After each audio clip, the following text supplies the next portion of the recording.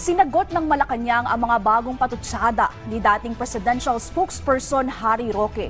Samantala, bumuo na ng tracker team ang Philippine National Police kasunod ng inilabas na warrant of arrest laban kay Roque. Ang detalye sa balitang pambansa ni Kenneth Pasyente ng PTV Manila.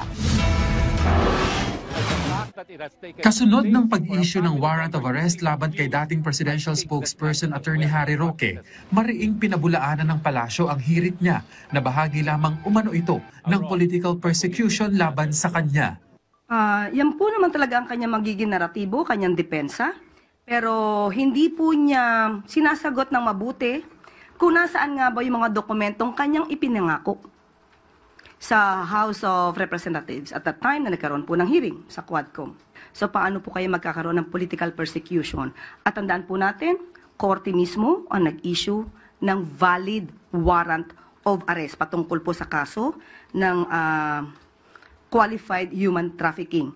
Sa harap naman ng nakabimbing petition for asylum ni Roque, giit ng Malacanang. So dapat po para hindi po siya maaresto since may valid warrant of arrest na inisyu ang ating bansa, siya po ang dapat magpatunay na ang pagkuha sa kanya, gamit man ang Interpol or kooperasyon sa Interpol, siya magpatunay ang pagdala dito sa Pilipinas ay because of mere harassment.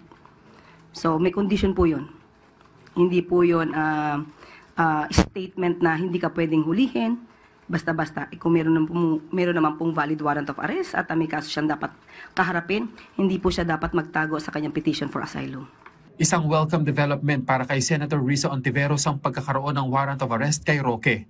Giit niya, abogado si Roque at alam nito na malian niya ang pag-iwas sa batas, kaya dapat itong makompel pabalik sa Pilipinas at harapin ang mga kaso laban sa kanya. Hinimok naman ni Senator Win Gatchalian ng otoridad na tiyaking mapapanagot ang mga nagkasala anuman ang kanilang estado sa buhay. Sa panig naman ng Kamara, ikinalugod din ng ilang kongresista ang paglalabas ng arrest warrant laban kay Roque.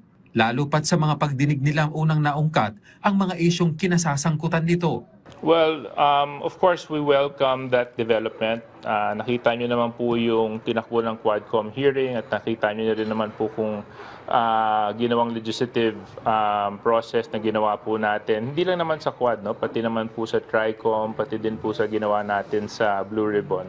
So we welcome that development and we hope that sooner or later, former Secretary Harry Roque will come to terms with justice. No? Kaugnay nito, kinumpirma ng PNP na bumuo na ang CIDG ng tracker teams para maaresto ang mga akusado na subject ng inilabas na arrest warrant. Pero paano si Roque na nasa labas ng bansa?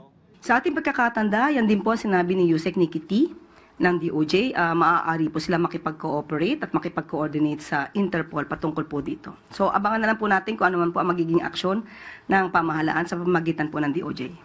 Mula PTV Manila, Kenneth Pasyente, Balitang Pambansa.